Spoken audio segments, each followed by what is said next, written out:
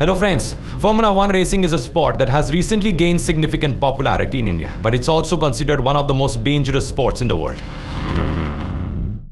When driving these F1 cars, the temperature inside the cockpit typically reaches around 45 degrees Celsius and can go up to 60 degrees. Air humidity are so intense that during an average race, an airfare can lose 2 to 3 kilograms of body weight due to sweat alone. Imagine losing that much weight just from racing for 45 minutes. The speed of these cars is insane, and at every corner, drivers experience forces as high as 6G. Today we deep into understanding how Formula One works, the billion-dollar business model behind, and whether India should consider it seriously. The origins of Formula One. Formula One originated in France in 1906 with the race known as the French Grand Prix or Grand Prix of France. Why the name seem like it should be pronounced Grand Prix in French? It's actually pronounced Grand Prix, which literally means great prize. The tradition of calling it a Grand Prix continues even today in Formula One. In the early days, races were more about testing the endurance of drivers rather than speed. These races often took place on public roads from one city to another. In fact, the first Grand Prix race lasted for 24 hours and it took place in Le Mans. If you've seen the movie Ford v Ferrari, that's the race it was based on. In 1904, an international organization known as the FIA, Fédération Internationale de l'Automobile, was founded to govern Formula One. Just like FIFA is to football and ICC is to cricket, FIA is to Formula One. The birth of professional Formula One racing. It was only after World War II, in 1947, that professional Formula One racing began to take shape in an organized manner. Rules were created, known as formulas, which specified how long races should be and what kind of cars could be used. Formula One cars are single-seaters with open wheels, meaning their tires extend out beyond the body of the car. The first ever Formula One World Championship was announced in 1950. It included 7 races across 7 different countries: the British Grand Prix, Monaco Grand Prix, Swiss Grand Prix, Belgian Grand Prix, Grand Prix, Italian Grand Prix, and the Indianapolis 500. The first world champion was an Italian driver who raced for the Alfa Romeo team.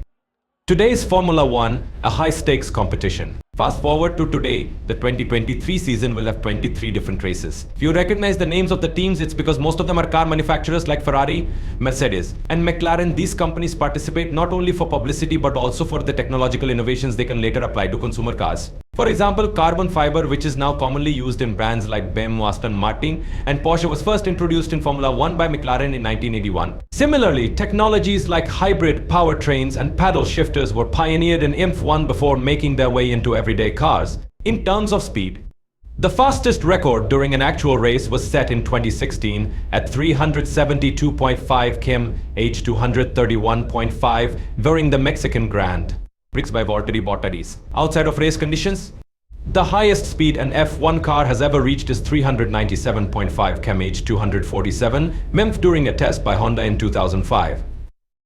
Speed and danger. The speeds are so extreme that an F1 car can go faster than a commercial airplane during takeoff. If these cars had wings, they could literally fly.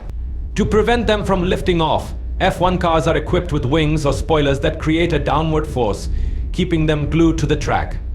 This downforce can be as strong as 5G, meaning the force on the car is 5 times its own weight. While these cars are engineering marvels, Formula One is still considered one of the most dangerous sports in the world. Since the inception of F1 racing, 52 drivers have tragically lost their lives due to accidents. One of the most famous crashes involved 3-time champion Ayrton Senna, who died in 1994. In 1970, Austrian driver Jochen Rindt became the only driver in history to be awarded the championship award because no other driver could catch up to his points that season. Safety innovations. Despite the risks, numerous safety innovations have been introduced over the years to protect drivers. The helmets worn by F1 drivers are not just ordinary helmets, they're made of carbon fiber and are designed to support the neck and vertebrae during crashes.